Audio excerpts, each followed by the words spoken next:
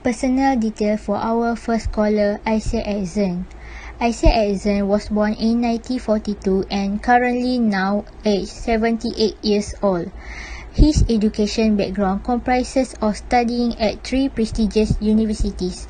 Ajzen obtained in 1967 a bachelor degree psychology sociology from Hebrew University of Jerusalem, Israel. In 1967, he obtained a master degree in psychology from the University of Illinois at Urbana-Champaign.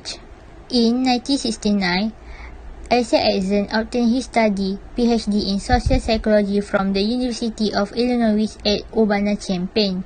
He was Distinguished Professor Emeritus at the University of Massachusetts Amherst. Along with Martin Fishbein, he helped develop the theory of reason action 1980. He also developed the theory of planned behavior. He is an internationally known social psychology and has been ranked the most influential individual scientist within social psychology in terms of cumulative research impact. His research has been influential across diverse fields such as advertising, health psychology, and environmental psychology. Besides a psychologist, he has been a writer and key speaker. Other than various articles in professional journals, he also had authorized books. He has received many awards and distinctions for his career. Most recently, the distinguished lecture, The Theory of Planned Behavior, focused on persuasion on 2016. Scientific Contribution Award, Society for Personality and Social Psychology, Attitude and Social Influence Interest Group on 2016. And Scientist Award, Society of Experimental Social Psychology on 2013. Hello everyone, my name is Najmin Huda Binti Noryazi and my metric number is 259305. Now, I would like to introduce about Professor Martin Fishbein background. Professor Martin Fishbein was born on 2 March 1936 in Brooklyn, New York. He was died on 27 November 2009 at 73 years old. In 1961 until 1997, he was a professor at the University of Illinois at Champaign-Urbana. Then, in 1998, he is a professor of communication at the Annenberg School at University of Pennsylvania. He was an author of 7 books and contributed more than 250 articles and chapters to professional books and journals. He was also founding director of the Health Communication Division of the Annenberg Public Policy Center. His work was cited in its behavioral theory, public health, advertising, and psychology. Professor Martin acted as an advisor for National Institute of Mental Health Advisory, National Advisory of Mental Health, CDC. He was president of Society for Consumer Psychology and the Inter-American Psychological Society. He has won many awards, including a Guggenheim Fellowship. Professor Martin is also the best known for his landmark theories in the field of social psychology. He also playing a decisive role in shaping the understanding of attitudes and their implication for behavior. He not just an academic star, but he also was a man with a great loyalty to his friend and his student. First is the theory of reason action. This theory was developed by Martin Fishbein and Icek in 1975. The purpose of this theory was to evaluate human behavior. This theory has been used to many kinds of behavior, especially in social psychology. This theory focuses on intention variables. The purpose of this theory was to evaluate human behavior. Fishbein and Ajzen formulated the theory after trying to determine the differences between attitudes and behavior. The individual's behavior determined by attitudes toward behavioral outcome and public opinions. According to both of them, behavior was influenced by intention to shape the behavior, and the intention is a function of attitude of behavior and subjective norm. This theory also acknowledges that there are factors that can limit the influence of attitudes on behavior.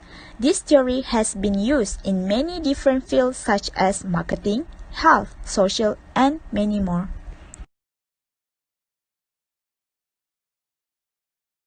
Next is about the theory of planned behavior. This theory is an extension of the theory of reasoned action. Ajzen added this extension followed by some empirical research when he and his team realized that the theory of reasoned action cannot predict the final behavior. This theory is to predict an individual's intention to engage in a behaviors over which people have the ability to exert self-control. This theory is about the notion of the behavioral intention. Means that a person's intention of performing a given behavior is the best predictor of whether or not the person will actually perform the behavior. It is based on the premise that the best predictor of an actual behavior is the behavior a person actually intends to do. The theory of planned behavior has been used successfully to predict and explain a wide range of health behavior and intention, including smoking, drinking, health services utilization, breastfeeding, and substance use, among others, and many more. Next, the theory of planned behavior is comprised of 6 constructs that collectively represent a person's actual control over the behavior. Firstly is attitudes. Attitudes refers to the degree to which a person has a favorable or unfavorable evaluation of the behavior of interest. It entails a consideration of the outcomes of performing the behavior. Secondly is behavioral intention.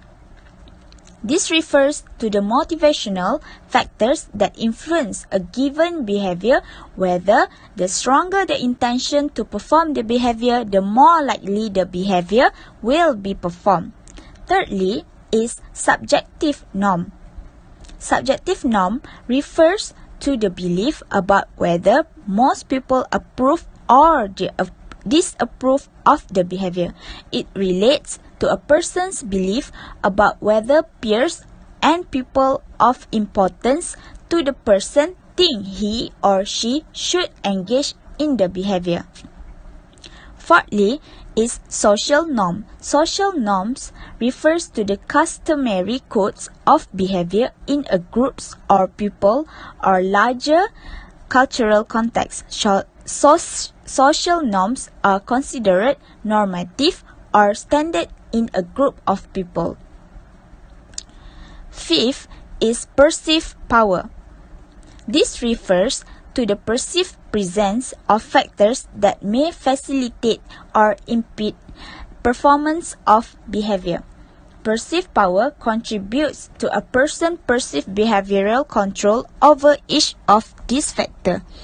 Perceived power means strength of each facilitating or inhibiting factor. Lastly is perceived behavioral control, which is mean this refers to a person's perception of the ease or difficulty of performing the behaviors of interest. Perceived behavioral control varies across situation and action, which result in a person having varying perception of behavioral control depending on the situation. This construct of the theory was added later and created the shift from the theory of reasoned action to the theory of planned behavior. In result, when a person's intention is to perform a behavior, this belief as perceived control indirectly the intention and control the behavior. Hi, Assalamualaikum. My name is Diyana Farina Binti Ghazali. My metric number is 259258. Now I want to explain about the applications of the theory of reasoned action and the theory of planned behavior. The theory of reasoned action is to explain human behavior on the basis of his intentions to adopt a certain behavior.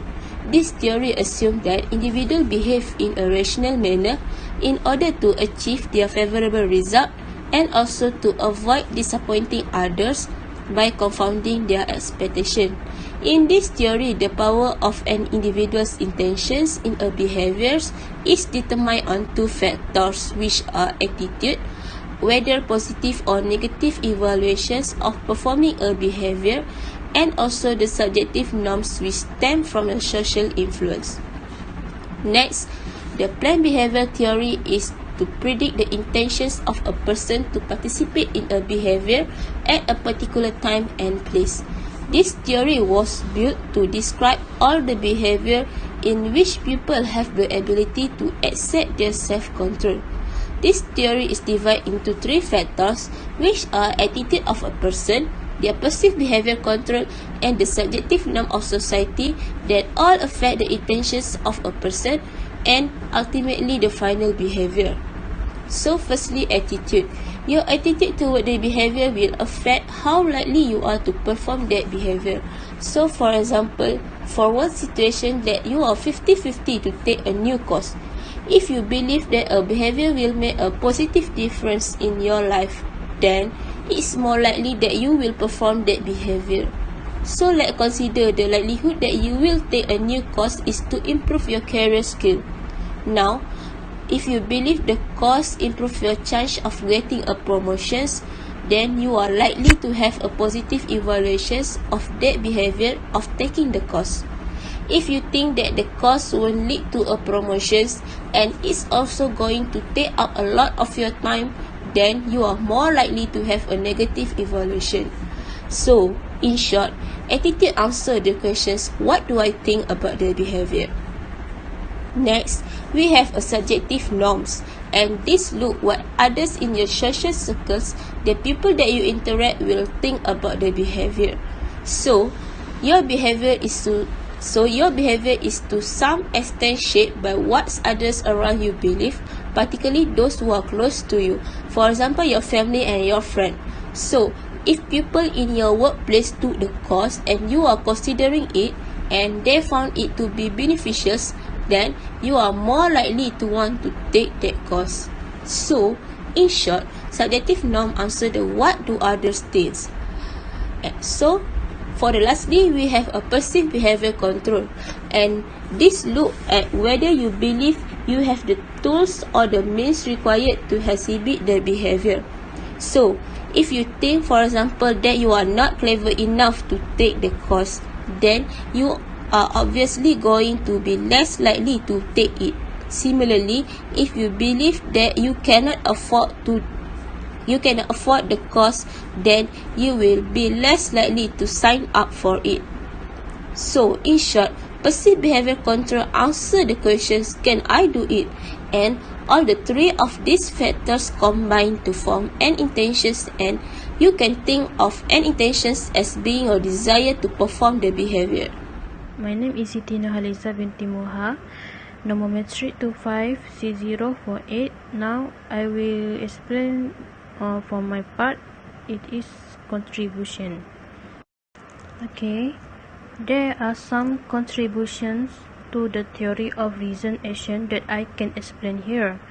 The first is help sharing knowledge. By comparing the two models, the research found that the model was based on the reasoning action theory found at higher model prediction accuracy based on reason action theory and game theory.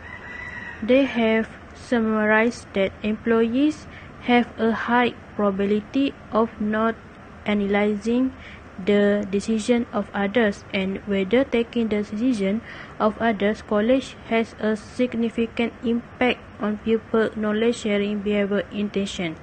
That suggests the more decisions made indirectly within the organization, the more effective the sharing of knowledge. So for knowledge sharing company manager must avoid each user making decision indirectly in the project. Okay, the second is redefine brand loyalty. Consumer will be loyal to a brand when good attitude and behavior are present in a company. According to the researcher, marketing managers should not give up on gaining loyalty and should strive to gain consumer loyalty, especially as they show loyalty to of the three variables. Therefore, a behavior can restore customer loyalty in using a brand. Due to that, customer will continue to use a product from such a brand due to the attitude of company. Furthermore, the theory of reason action can help reduce obesity rate, where these issues are statements that state that the intention to exercise is determined by one's attitude. It was established that perceived behavior uses a significant influence on the intention to exercise. People will always strive to lose weight when their attitude of wanting good health when advised by those around them is make a good quality result when they have a good partner to not give up. Okay, next is a contribution from the theory of planning behavior. First and foremost is that they can help predict health-related behavior intention. The theory of behavior planning has improved that prediction of intention is in various areas related to health such as condom use, leisure, exercise, diet, and others. For example, in the case of diet, a person will continue their diet when his partner supports him from behind. The attitude of supporting from behind, it helps the person who remember dieting continuously until the end of diet. Next is the theory of planning behavior. It is help individual to communicate by using social norm as important variable where one can communicate well with others. Social norms are considered as a collective of behavior in an acceptable social group, as well as individual perception of the behavior of a particular group. They can be seen as culture product including value, custom, and traditional that represent an individual basic knowledge of what others do and think they should do.